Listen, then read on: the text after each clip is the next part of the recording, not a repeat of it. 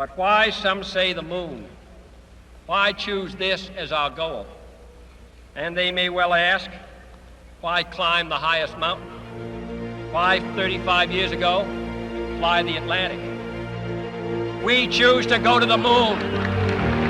We choose to go to the moon in this decade and do the other things, not because they are easy, but because they are hard.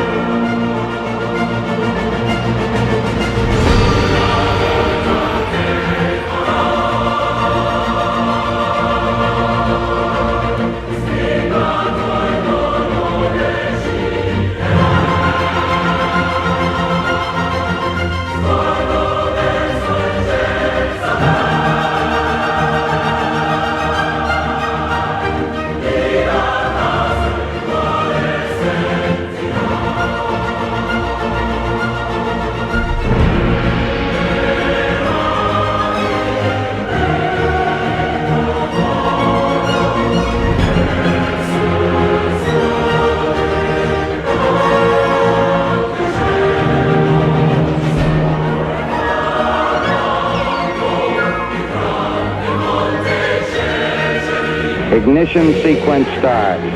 5, 4, 3, 2, 1, 0. All engine running. Liftoff. We have a liftoff.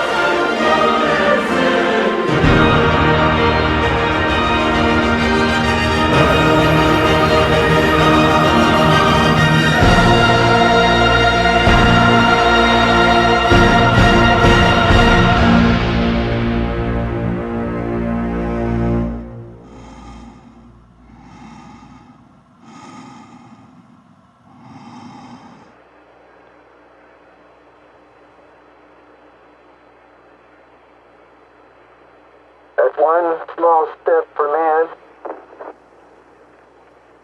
one giant leap for mankind. If you look at the progress in space, in 1969 we were able to send somebody to the moon. 1969. Then we had the space shuttle. The space shuttle could only take people to low Earth orbit. Then the space shuttle retired, and the United States could take no one to orbit. So that's the trend. The trend is like down to nothing. This is not. People are mistaken when they think that technology just automatically improves. It does not automatically improve. It only improves if a lot of people work very hard to make it better. And actually, it will, I think, by itself degrade, actually.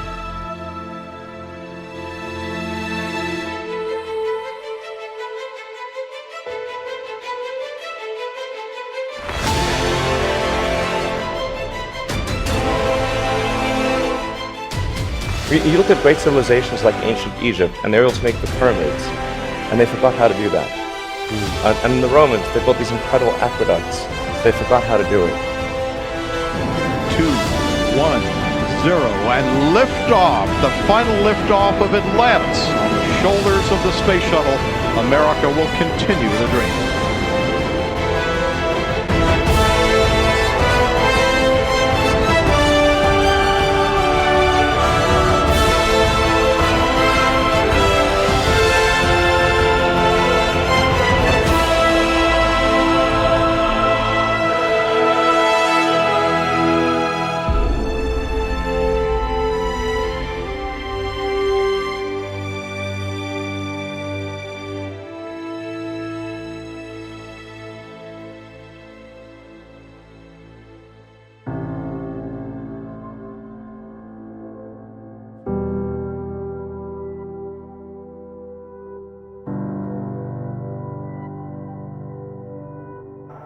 Nose gear touchdown. Having fired the imagination of a generation, a ship like no other, its place in history secured, the space shuttle pulls into port for the last time. Its voyage at an end.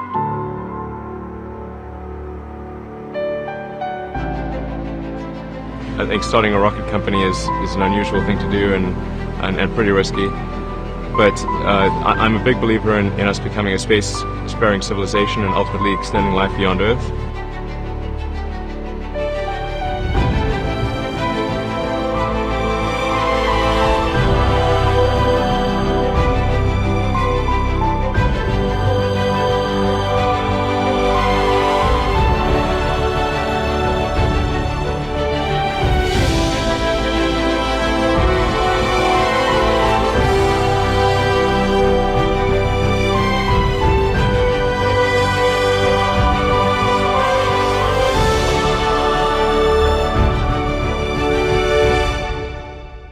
Like, there have to be reasons that you get up in the morning and you want to live. Like, why do you want to live? What's the point? What inspires you? What do you love about the future? And if we're not out there, if the future does not include being out there among the stars and being a multi-planet species, I find that it's incredibly depressing if that's not the future that we're going to have. For the first time since 2011, we are on the brink of launching American astronauts on American rockets from American soil.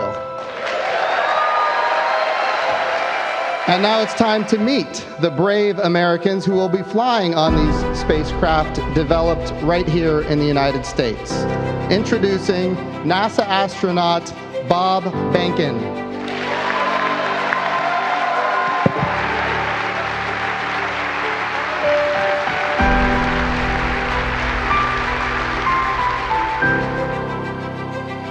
Introducing NASA astronaut Doug Hurley.